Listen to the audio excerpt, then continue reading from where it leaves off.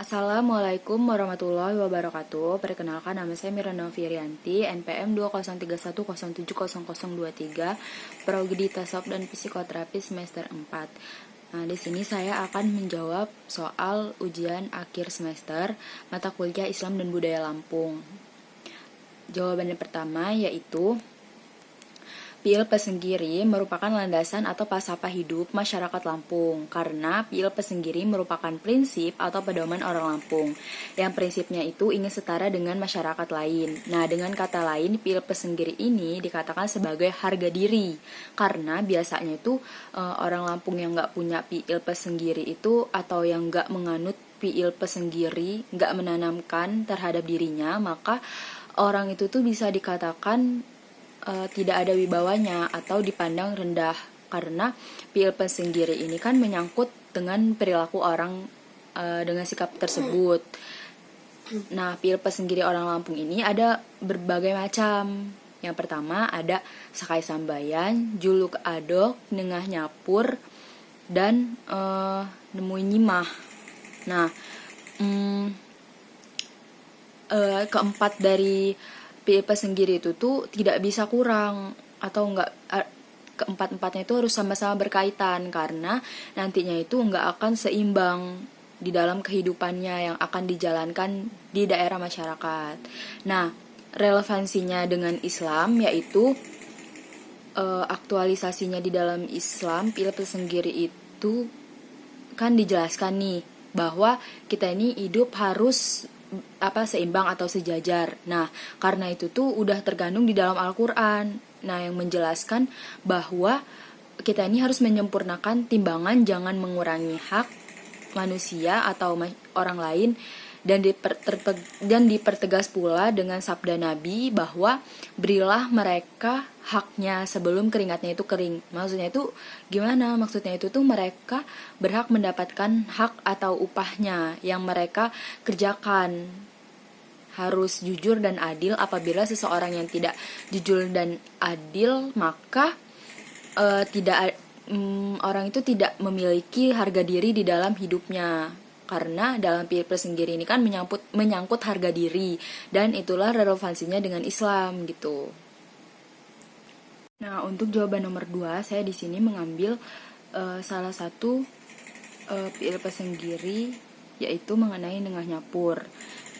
Nah, Nengah Nyapur ini merupakan sikap seperti senang bergaul, berteman, berkerabat itu dengan siapapun, baik di kalangan keluarga maupun di kalangan masyarakat. Karena dengan Nengah Nyapur ini kita dapat berbaur gitu loh dengan masyarakat lain gitu. Nah, Nengah Nyapur ini memiliki dua arti. Arti yang pertama yaitu nengah.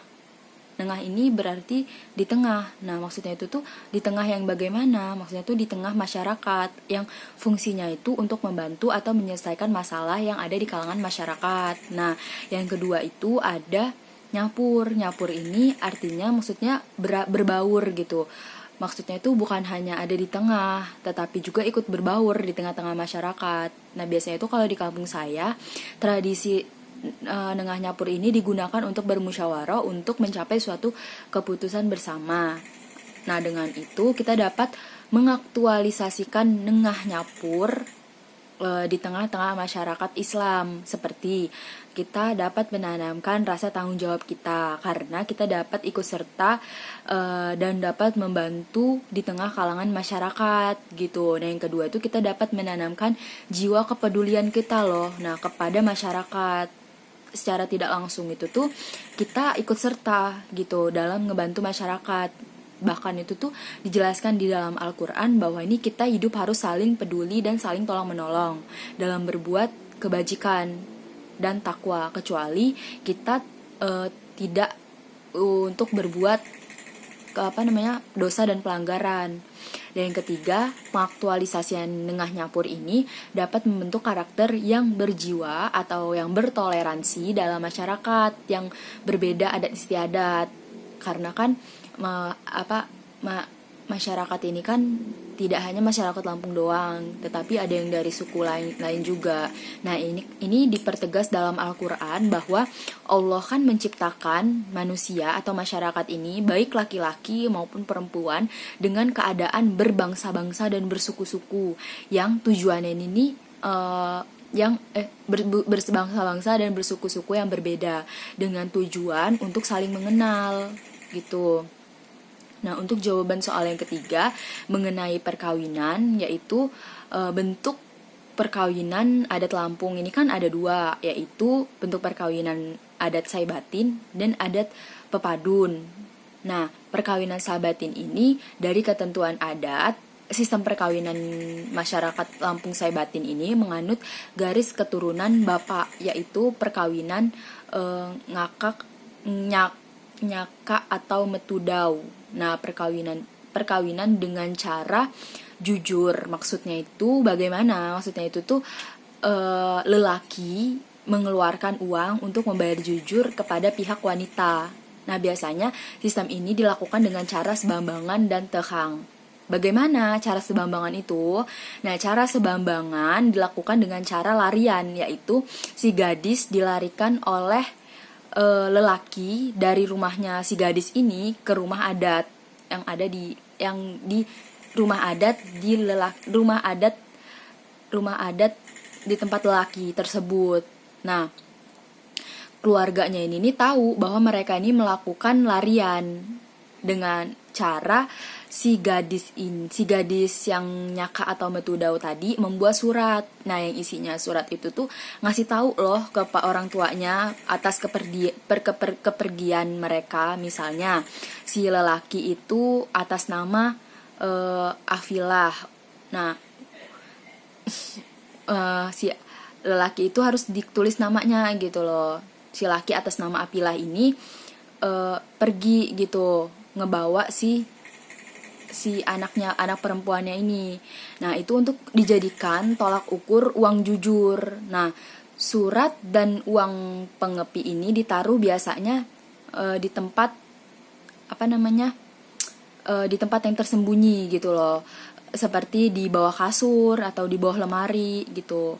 Nah, yang saya ketahui setelah itu si gadis yang ada di rumah adat ini nanti dari pihak laki-lakinya itu tuh ada yang ngasih tahu, ada yang ngasih kabar ke keluarga perempuan yang hilang tadi bahwa si gadis ini berada di rumah adat laki-laki. Nah, nanti dari pihak lelaki itu ngasih kabar ke perempuan yang hilang bahwa anaknya yang tadi itu dibawa ke keluarga yang laki-laki. Nah, tujuannya itu tuh untuk apa? Nah, tujuannya itu untuk dipersunting oleh si bujang.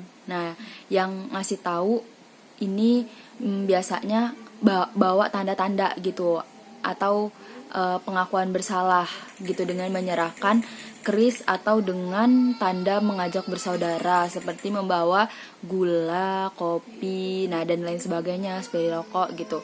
Nah, acara yang ini nih disebut dengan ngebeni pandai atau ngasih tahu gitu loh. Nah, udah abis itu tuh mereka tuh bermusyawarah gitu kan untuk menemukan titik terang nih bahwa gimana kelanjutannya gitu. Cara yang kedua yaitu dengan cara tehang. Nah, cara tehang ini dilakukan dengan terang-terangan gitu loh, dengan keluarga bujang yang melamar perempuan, dengan catatan keduanya ini udah saling setuju gitu, udah sama-sama cinta lah gitu. Kalau mereka ini nih ngasih tahu loh kalau mereka tuh udah cocok. Nah, barulah mereka tuh berunding gitu untuk menentukan tempat pernikahan, menentukan uang jujur. Nah, biasanya ini nih biasanya ini nih yang ngejemput pihak laki-laki dan yang mengantar yaitu pihak perempuan. Nah, dapat digarisbawahi bahwasannya titik terang ini kewajibannya laki-laki yaitu yang pertama mengeluarkan uang jujur, yang kedua membayar kontan mas kawin, yang ketiga yaitu membawa macam-macam kue gitu loh. Biasanya kue yang dibawa ini ada 24 macam dan mengeluarkan ajang. Nah, ajang ini disebut sebagai kayak buat nasi dan lauk pauk sebagainya gitu loh. Nah, perkawinan yang kedua yaitu dengan cara semanda. Nah, cara perkawinan semanda ini perkawinan tanpa bayar uang jujur, tetapi dengan catatan habis nikah pihak laki-laki ini, si lelaki ini harus siap tinggal di rumah wanita dan bertanggung jawab sepenuhnya meneruskan keturunan dari pihak wanita. Nah, macam-macam semanda ini, yang pertama, laki-laki datang nih hanya memakai pakaian saja gitu loh. Maksudnya tuh cuma pakai yang dibawa aja, yang dia bawa aja gitu loh.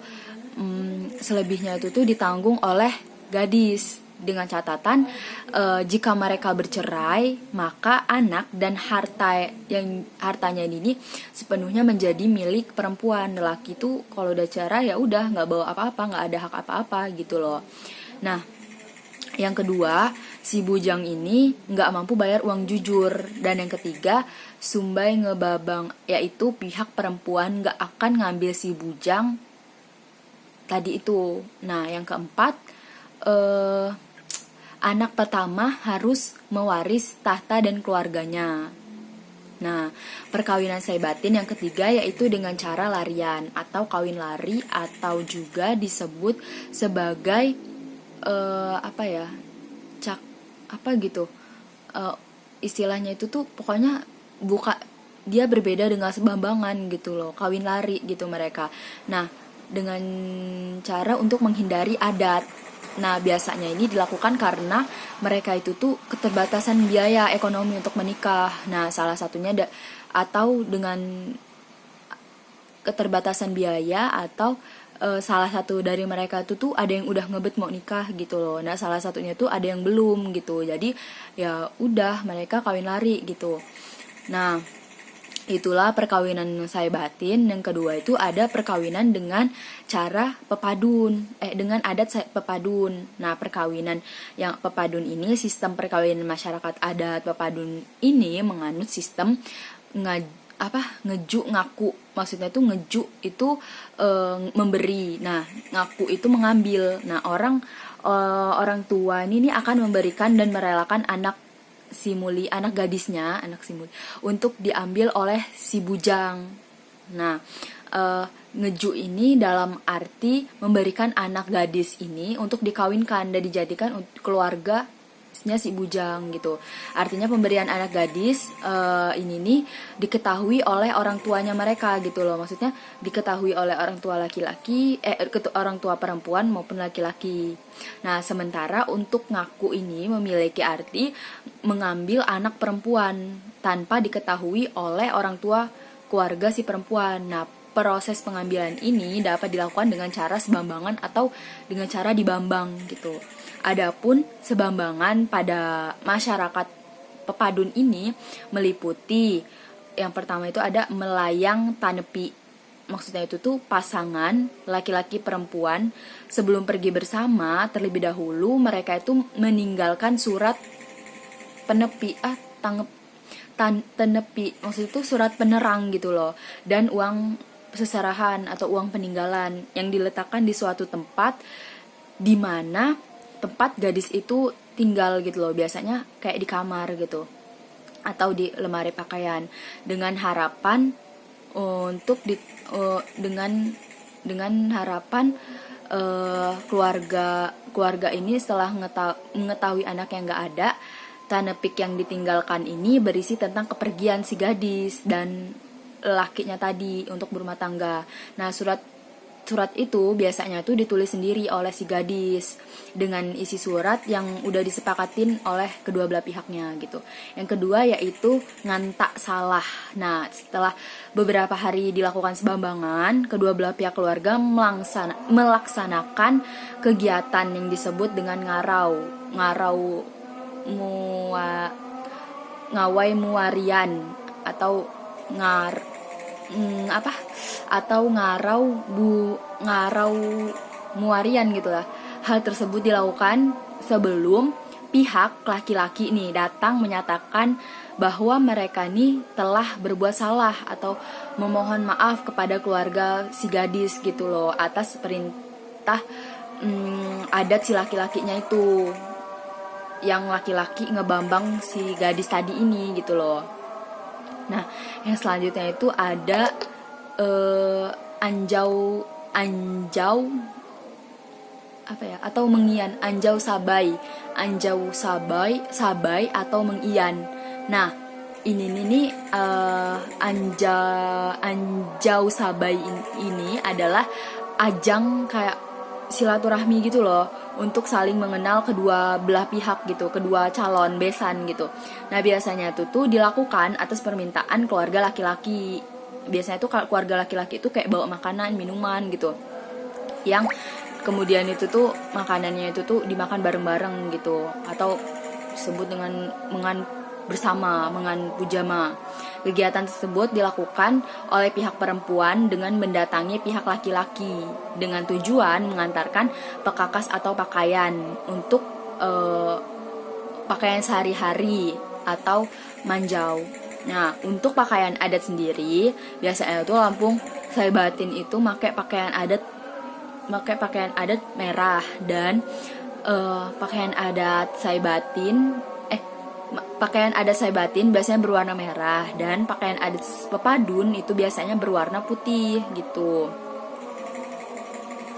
Nah, soal yang selanjutnya yaitu soal nomor 4, yang dimana uraikan bagaimana sistem kepercayaan masyarakat etnis Lampung. Nah, dulu itu masyarakat etnis Lampung ini menganut sistem kepercayaan animisme dan dinamisme, yang dimana animisme yaitu kepercayaan terhadap ruh, terhadap arwah, nenek moyang. Nah, sedangkan dinamisme yaitu kepercayaan terhadap benda-benda yang dikeramatkan atau yang memiliki kekuatan gaib. Nah, begitu maksudnya pas datang masyarakat Lampung sebelum adanya pengaruh dari agama Hindu Buddha. Nah, masyarakat Lampung ini masih menganut kepercayaan animisme dan dinamisme itu. Nah, ketika agama Islam masuk nih, kepercayaan itu berkurang. Namun hingga saat ini nih kepercayaan itu masih diyakini oleh sebagian masyarakat, bahwa hal-hal yang dikeramatkan tadi itu tuh masih ada gitu loh. Nah, kepercayaan terhadap hal-hal gaib pada masa lampau. Nah, kepercayaan pada masa lampau ini biasanya itu tuh orang-orang itu menyebutnya maksudnya orang Lampung ini menyebutnya pada zaman Tumi. Nah, masih dapat dilihat bahwa upacara-upacara adat, terus sesembahan itu tuh masih ada pada zaman Tumi. Salah satunya kepercayaan terhadap para dewa gitu loh, kayak dewa-dewi gitu. Nah, menurut salah satu teori terbentuknya masyarakat Lampung, kan penduduk yang berasal dari Sekalabrak ataupun dari Gunung Pesagi. Nah, dari Gunung Pesagi, Lampung Barat disebut dengan Tumi. Nah, masyarakat Tumi ini menganut kepercayaan dinamis yang dipengaruhi oleh ajaran Hindu Buddha tadi. Nah, kemudian masyarakat Tumi ini dipengaruhi oleh 4 orang pembawa Islam yang berasal dari Pagaruyung, Sumatera Barat, yang datang ke sana gitu. Jadi tuh sebenarnya itu tuh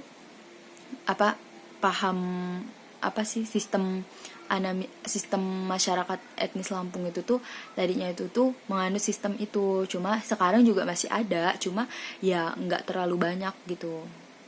Nah, karena tuh sistem kayak gitu tuh udah ada dari zaman terbentuknya Lampung, dari Sekalabrak, Gunung Pesagi, Lampung Barat gitu, dari masyarakat Tuminya itu sendiri gitu. Nah, itulah jawaban ujian akhir semester saya. Mohon maaf bila terdapat kesalahan dalam menjawab. Terima kasih. Wassalamualaikum warahmatullahi wabarakatuh.